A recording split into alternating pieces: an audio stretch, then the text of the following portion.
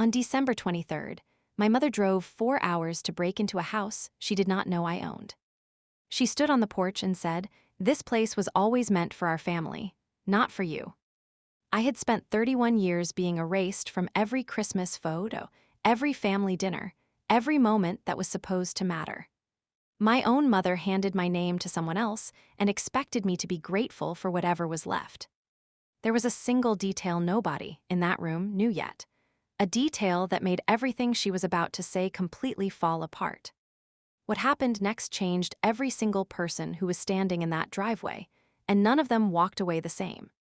If you have ever sat at a table full of people who were supposed to love you and felt completely invisible, this story was written for you. My name is Rachel. I am 32 years old, and for most of my life, I was the daughter nobody remembered to include. I want to be careful here because I know how that sounds. It sounds dramatic. It sounds like I am exaggerating. But I am going to tell you this story the way it happened, slowly and in order, and by the end you will understand that I am not stretching a single detail. I grew up in a small town in western Pennsylvania, the kind of place where everyone knows what car you drive and what church you attend and whose daughter you are. My mother, Diane, was well known in that town. She was on the PTA board for 11 years. She organized the Christmas food drive every December. She brought casseroles to families who had lost someone. People loved her. People still love her. I was the middle child. I have an older sister named Serena and a younger brother named Colt. Serena is 4 years older than me and Colt is 3 years younger. We all grew up in the same house, on the same street, with the same parents. But the house felt very different depending on where you were standing inside it. My daily life back then was simple. I woke up early. I made my own breakfast because my mother was usually helping Serena get ready for whatever event or practice she had that morning. I walked to school. I came home and did my homework at the kitchen table. I made dinner twice a week when my mom was busy. I cleaned up without being asked. I went to bed, and I did it all again the next day. I was not miserable. I want to be clear about that. I had friends. I had a few teachers who liked me. I had a small life that was mine. But I learned early that in my family, quiet was the same as invisible, and I was very quiet. Serena was the star. She was beautiful in the way that made teachers pause when she walked into a room. She played violin. She got a full scholarship to a university in Boston. She was the daughter my mother described to other mothers at the grocery store. I knew this not because anyone told me, but because I stood next to my mother in that grocery store many times, and I noticed whose name she said and whose name she left out. Colt was the baby. He was funny and loud, and my mother lit up when he entered any room.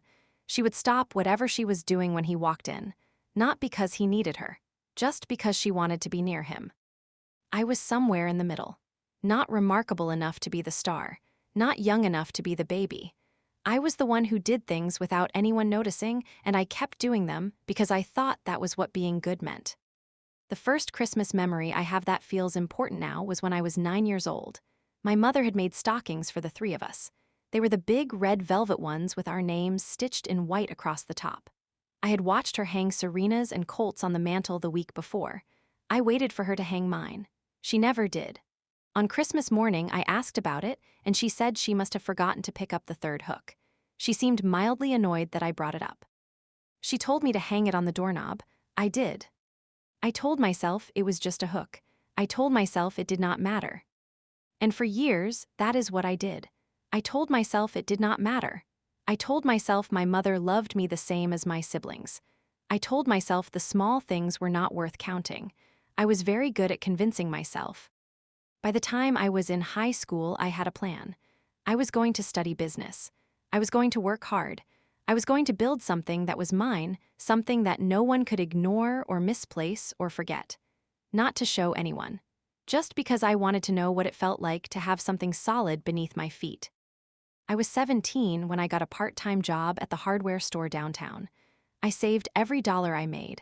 I did not spend money on clothes or weekends or anything that did not move me forward. My mother noticed once, in passing, that I was good with money. She said it the way people say someone is good at taking out the trash, a useful quality, nothing to celebrate. I held onto that plan. I held onto it the way you haul onto a railing when the ground is icy. carefully, with both hands, because somewhere inside me I already knew that I was going to need it. The thing I was working toward back then, the thing that mattered most to me, was simple. I wanted to belong, not to the whole world, just to my family. I wanted one Christmas where my name was said out loud like it meant something, where there was a gift under the tree that someone chose specifically for me, where I sat at that table and felt like I was supposed to be there. That was all. I did not think that was asking for too much. I was wrong about a lot of things back then. The behavior that is hard to look back on now started becoming harder to ignore around the time I was 22. I had moved out by then. I had finished a 2-year business program at the community college, and I was working in accounts receivable at a mid-sized company about 40 minutes from my hometown. I had a small apartment. I had a cat named Leonard. I had a routine that was mine. I still came home for Christmas every year. I still drove the 2 hours each way. I still brought a dish to contribute to the meal. I still bought gifts for my mother and Serena and Colt. Because that is what you do. Because family is family, even when family is complicated. The first incident that I noticed but explained away happened in December of that year. My mother had started what she called a new Christmas tradition. She was going to create a memory board for the living room, a big corkboard covered in photos of the family over the years, to display every December. She spent a full weekend going through old photos and pinning them up. I walked over to look at it the day I arrived.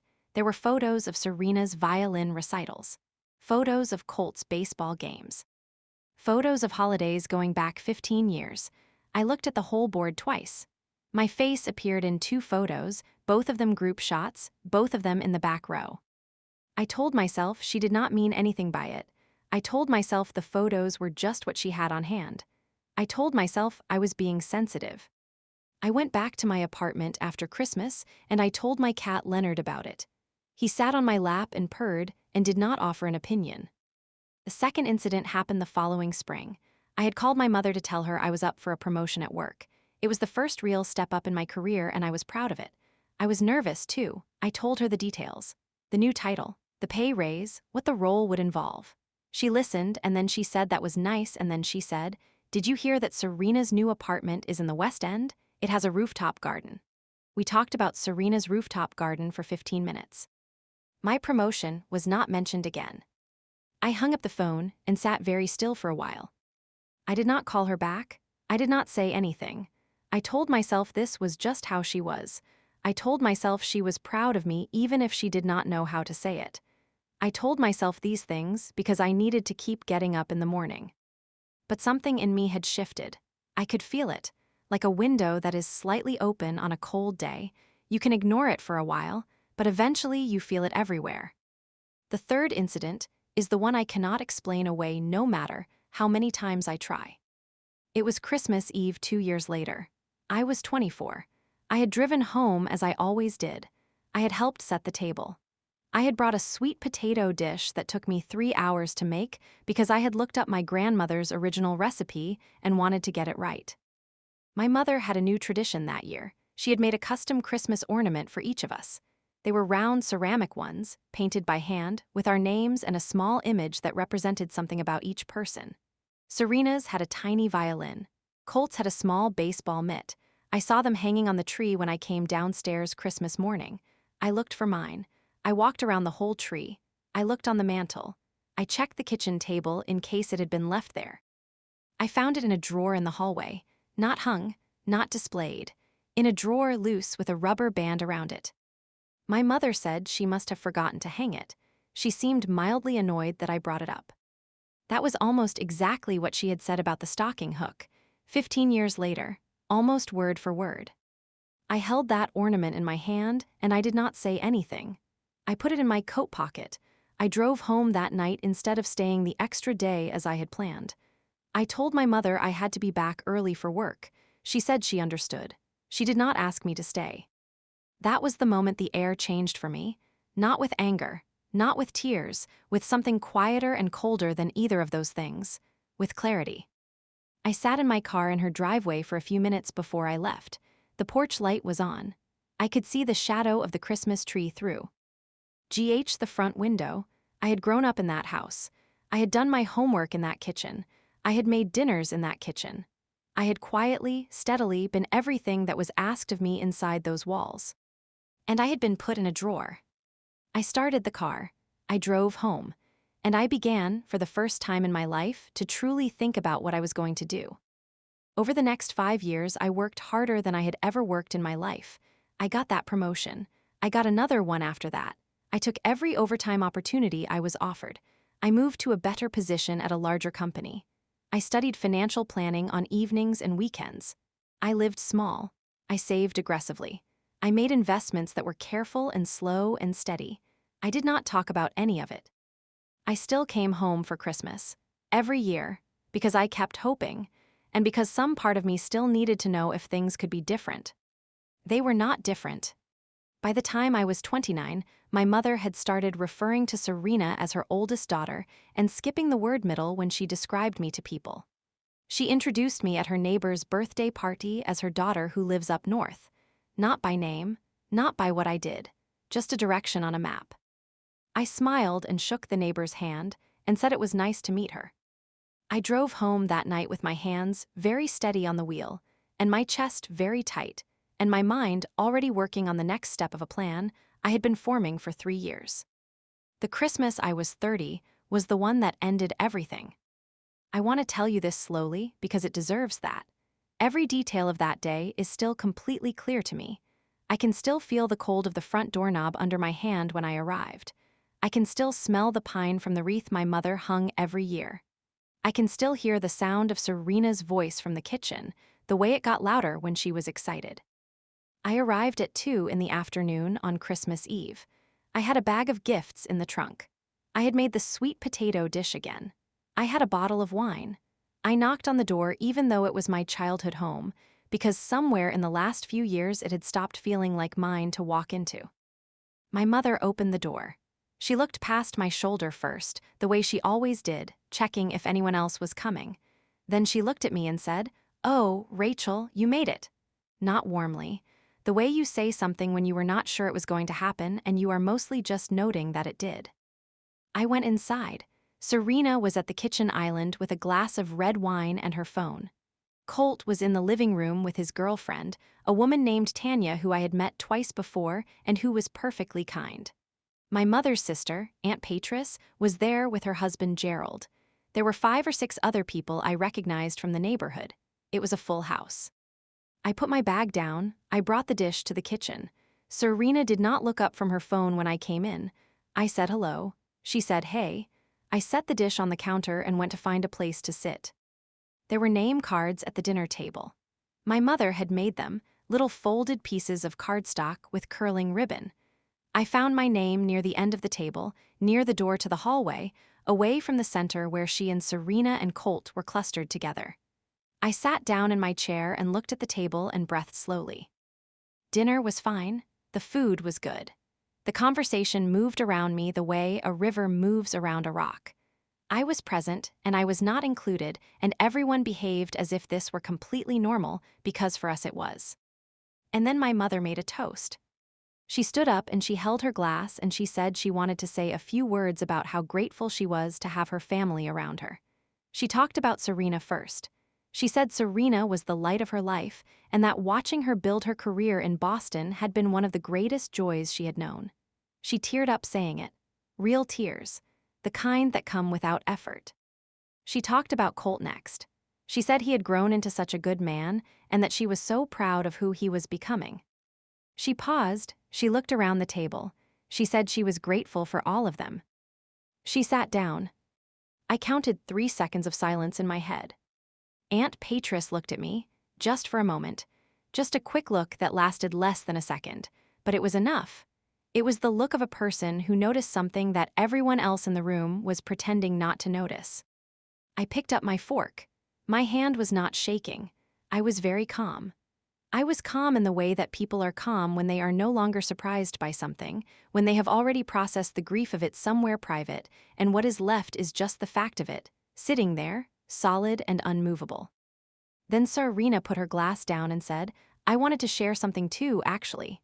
She looked at Em. "Why, Mother?" and smiled. She said she had been thinking, and she knew how much this house meant to all of them, and she wanted to say that when the time came, she would love to take it on. Keep it in the family. She said she knew it was something Mom had always hoped for. My mother reached across the table and put her hand over Serena's hand. She said, "I always knew it would be you." I heard those words. I set my fork down very carefully so it did not make a sound. I looked at the centerpiece on the table. It was a small arrangement of pine branches and red berries. There was a tiny candle in the middle of it. I had grown up in that house. I had made dinners in that kitchen. I had swept that porch every fall. I had painted that back fence when I was 15 because my father asked me to and then left before he could do it himself. I had loved that house in the quiet and uncelebrated way that I had loved everything in my life, without being asked, without being thanked, without anyone noticing. And it had just been handed to someone else in a toast at a Christmas table while I sat 3 chairs away. I did not cry. I did not say a word. I looked at Aunt Patris. She was looking at her plate, but her jaw was tight, and her hand around her glass was very still. Tanya, Colt's girlfriend, put her hand on Colt's arm and leaned toward him just slightly. I saw her do it. A small movement. The kind a person makes when they want to say something and are deciding not to. My mother was still holding Serena's hand. The candle in the centerpiece was very small and very steady, and it was the only thing in that room I could look at without wanting to disappear entirely. I got through the rest of the evening. I helped clean up. I said goodnight. I hugged my mother and she patted my back the way you pat the back of a neighbor's dog. Friendly enough. Muscle memory. No real feeling behind it. I drove to the motel I had quietly booked the week before, because even then, some part of me had known I would not want to sleep in that house. I sat on the edge of the motel bed with my coat still on. I thought about the stocking on the doorknob when I was 9. I thought about the ornament in the drawer when I was 24. I thought about 30 years of Christmas mornings and dinner tables and phone calls where my name was an afterthought. And I thought about the thing I had done 6 months before that nobody in that family knew about. The thing I had been quietly moving toward for 3 years. The thing that was about to change every single calculation my mother had just made at that table. What none of them knew, not yet, was that I had already bought the house. Not my mother's house, something far better than that. I need you to stay with me for this next part, because this is where everything I had been building in silence finally started to mean something. 3 years before that Christmas, I had begun looking at properties in the region. Not to live in, not as a dream, as an investment. I had studied real estate carefully over the years. I understood numbers. I understood what held value and what did not. I understood patience. I found a property 18 months before that Christmas Eve dinner. It was a 14-room stone manor on 42 acres about 90 minutes from my mother's house. It had been built in 1887. It had sat empty for 11 years because the estate that owned it could not agree on what to do with it. It needed work. A lot of work. The roof had issues. The plumbing was decades old. The floors were warped in several rooms. But the bones of it were extraordinary. The ceilings were 12 feet high. There were 6 fireplaces. The kitchen was enormous. The land was wooded and private and beautiful in every season. I bought it on June 17th for $2.3 million. I had spent 9 years building the financial position that made it possible. I had partnerships and investments, and a business I had quietly grown on the side that most people in my life knew nothing about. I was not reckless. I was not lucky. I was the person who had been setting aside every dollar since she was 17 and working at a hardware store and had never once stopped. For the next 18 months, I oversaw the renovation myself. I drove out there on weekends. I learned things I had never expected to learn about stone masonry and plumbing systems and historic window restoration. I worked with a small team of contractors who became people I genuinely trusted. I made every decision about that house with care. Every room, every detail. By December 1st of that year, the manor was complete. It was more beautiful than I had imagined. The floors were restored to their original dark oak. The fireplaces all worked. The kitchen was modern and warm and large enough to cook for 40 people. The grounds were cleared and the fence repaired, and there were strings of lights along the front path that I had put up mice. Elf on a cold Saturday afternoon, with my hands aching from the work. I had not told anyone in my family about it. I moved in officially on December 10th. I hosted a quiet dinner for a few close friends that weekend. I sat at the head of that enormous table in my own manor, and I felt something I had not felt in years. I felt like I was supposed to be there. I had planned to tell my family about the manor in the new year, after the holidays, quietly and without any drama. But my family had other plans. My mother called me on December 22nd, the day after I had driven home from that Christmas Eve dinner at her house. Wait, I need to back up. The dinner happened on the 24th. The call came 2 days after I had gone home, on the 26th. I was still processing everything. I was still sitting with it. She called to tell me she had been thinking about the future of the family home. She said she had decided to formally name Serena in the plan. She said she wanted me to understand that Serena had always had a special connection to that house and that she thought it was the right decision. She said she hoped I would be happy for my sister. I said I understood. She said good. She said she loved me, in that particular tone she had, the one that was the verbal equivalent of a pat on the back. I said I loved her too. I hung up. I sat in the kitchen of my manor with a cup of tea going cold on the table in front of me. The room was quiet. Outside the windows, the fields were covered in light snow, and the trees along the edge of the property were still and dark against the gray sky. I did not feel anger exactly. I felt something more settled than that, something that had been waiting a long time to arrive. I made one phone call that afternoon, to my attorney. I had a few questions about property law and documentation and what it meant legally when a person owned a home outright and who had the right to enter it without invitation. She answered my questions clearly, and we talked for about 20 minutes. Then I sent one text message. To my mother, I said I hoped she and Serena and Colt were having a good holiday. I said I was settling into a new place and that I would love for them to come see it when they had a chance. I gave her the address. I said I would be home on December 30th if anyone wanted to visit. I put my phone face down on the table. I went and I lit the fire in the main sitting room, and I read for the rest of the evening. Leonard, my cat, sat on the armchair across from me and observed the fire with great seriousness. I fell asleep early. I slept very well. On December 30th at 10 in the morning, I heard tires on the gravel drive. I was in the kitchen making coffee. I heard the car first, the particular sound of wheels on stone in cold air. Then I heard a second car, then a third. I set my coffee cup down on the counter. I breathed in, I breathed out. I walked to the front door, and I opened it before anyone knocked. My mother was standing on the stone steps.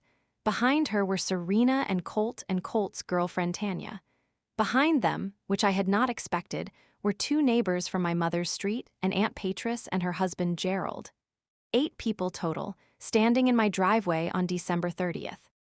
My mother looked past me into the entrance hall. Her mouth was slightly open. She was taking in the ceilings and the staircase and the floors and the light coming through the tall windows at the end of the hall. I could see her doing the math of what she was looking at. Then she looked at me and said the words I had been waiting for, whether I knew it or not, for a very long time. She said, "This place was always meant for our family, not for you." I heard that sentence land. I felt it settle. I said, "Come in." I stepped aside and let them all walk through the front door of my home. I gave them the full tour. I walked them through every room. I answered questions about the history of the building and the renovation. I showed them the kitchen and the 6 fireplaces and the library that I had filled with books over the past 2 months. I showed them the grounds through the back windows, the stone walls and the old oak trees, and the small pond that was frozen at this time of year. My mother walked through each room very quietly. She touched things: the mantel, the window frames, the back of a chair in the dining room. Serena said very little. She had her arms crossed and her face was hard to read. Aunt Patris walked beside me for most of the tour, and she squeezed my arm twice, without saying anything, and both times I understood what she meant. When we came back to the main sitting room, I had coffee and tea set out and a tray of things to eat. Everyone sat down. The fire was going. The room was warm and beautiful and completely mine. My mother sat in the chair nearest the fireplace. She looked around the room slowly. Then she looked at me. She said, "How did you afford this?" I said, "I saved." She said, "You must have had help." I said, "I didn't." She said she could not understand how I had done this without anyone knowing. She said it in the tone of someone who is not entirely happy about what they are looking at. I said, "You were never very curious about what I was doing." The room was very quiet. Tanya, sitting next to Colt, looked at her hands. I saw Colt glance at her and then look away. Serena said, "So this is yours, just yours?" I said yes. She said, "And you live here alone?" I said yes. My mother said, "Rachel, I hope you're not doing this to make some kind of point." I looked at her for a moment before I answered. I said, "I bought this house because I love it, and because I could, and because I worked for 9 years to be able to. I invited you here because you're my family, and because I wanted you to see it." I said, "But I also want to be honest with you. I heard what you said at Christmas, all of it, and I heard what you said on the phone afterward, and I've been hearing variations of both of those things for as long as I can remember." My mother's chin came up slightly. I said, "I'm not angry. I'm not here to fight, but I'm done pretending not to notice." Aunt Patris made a small sound, not a word, just a breath. My mother said, "I always loved you, Rachel, all of you equally." I said, "I know you believe that." And I did. That was the hardest part of all of it. I believed she believed it. But believing something and doing something are not the same. And the gap between what she believed and what she had actually done was 31 years wide, and it sat in that beautiful warm room with all of us, and no one could make it smaller by saying the right words. Serena stood up. She said this was a lot to take in, and she was going to get some air.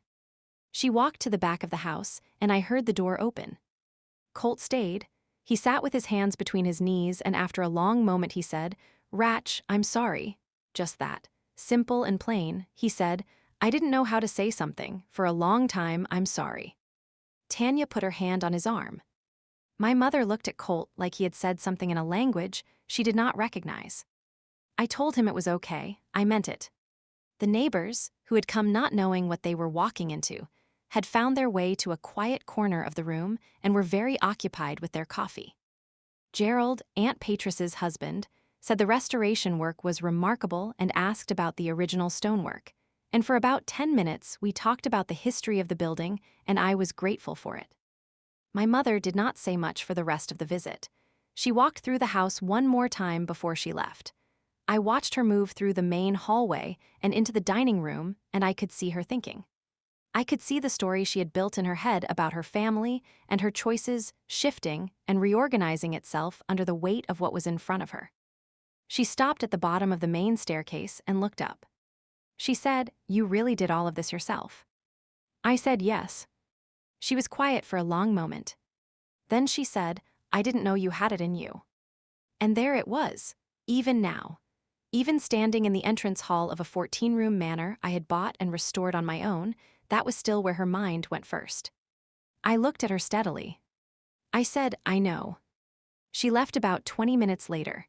She hugged me at the door, a real hug, longer than usual. I let myself feel it, and I let myself be honest about how complicated it felt to feel it. Serena came back in from outside before they left. She looked at me for a moment and then she said, "It's a beautiful house." Just that. I said thank you. She nodded and walked to the car. Colt hugged me last and longest. He said he would call me. He did, the next day, and we talked for almost 2 hours, the longest conversation we had had in years. That call was the beginning of something between us that I am still grateful for. Aunt Patris was the last to leave. She held both of my hands in hers at the front door, and she looked at me with those steady eyes she has always had, and she said, "She always knew. On some level, she always knew." I did not ask her what she meant exactly. I thought I understood. The days after that visit were strange and quiet in the way that things are quiet after something that has been building for a long time finally happens. My mother called me on January 3rd. She did not apologize outright, which I had not expected her to. But she said she had been thinking. She said she realized she had not always been as present with me as she should have been. She said she was sorry for the Christmas toast. She said it the way people say things when they are sorry, but also still sorting out exactly what they are sorry for. I thanked her for saying it. I meant that too, because I know how hard that was for her and I know that for so. Me people, that is the largest thing they are capable of. I did not tell her it was enough, because it was not exactly enough and I did not want to lie. But I did not tell her it was too late either, because I did not believe it was. The house and what it meant was never directly addressed. The plan about Serena and the family home stayed complicated for a while. I heard through Colt that my mother was quieter about the whole thing after December 30th. Less certain. That was all he said, and I did not ask for more. The two neighbors who had come that day never fully understood what they had witnessed. I heard they talked about the manor for months after, about the fireplaces, about the restored floors, about the library. That was fine with me. It is now almost 2 years since that visit. I live at the manor full-time. My days are mine in a way they have never been before. I wake up when I want. I make coffee in that enormous kitchen, and I stand at the windows and look at the land, and sometimes Leonard comes and sits beside my feet, and we both just look for a while. I renovated the east wing this past spring, and I rent it out as a small bed and breakfast for 8 months of the year. It is doing well. I have guests who come back year after year. There is a woman from Ohio who has stayed 3 separate times and who told me the last time that she feels more peaceful here than anywhere else she has ever slept. I thought about that for a long time after she said it. Colt and Tanya got engaged in September. They asked if they could have the engagement dinner at the manor. I said yes without hesitating. We cooked together, the 3 of us, in that big kitchen, for 4 hours, and it was one of the best evenings I can remember. My mother came to that dinner. She sat at the dining table in my home, and she looked at the lights I had strung and the flowers I had put on the table and the food we had made. At one point, she looked across the table at me and she said, quietly, "You did good, Rachel." I think she meant the dinner, but I think she might have meant a few other things too. Serena and I are not close. We are cordial. We text on birthdays. That is where we are, and I have made peace with it. Some distances that open up between people do not fully close again, and that is not always anyone's fault, and it is not always a tragedy. It is just what happened. I hung my grandmother's original Christmas ornament, the one I found in a drawer 8 years ago, on the manor's main tree this past December. It was the first thing I put on the tree. I stood back and looked at it for a long time. It is small and a little worn, and it does not match the other ornaments at all. I kept it at the center. Some things you carry for years, not because they are beautiful, but because they are true, and one day you find the right place for them, and you put them where they can be seen. You felt something just now that is real and worth naming. The particular pain of being passed over by the people who were supposed to see you, and the particular satisfaction of building something they could not overlook. Those feelings are what this channel exists to hold and honor. If that is the kind of story that speaks to something in you, the subscribe button is here for people who have felt exactly this, people who showed up quietly and kept going and refused to disappear. You are not alone in any of this, and you never were.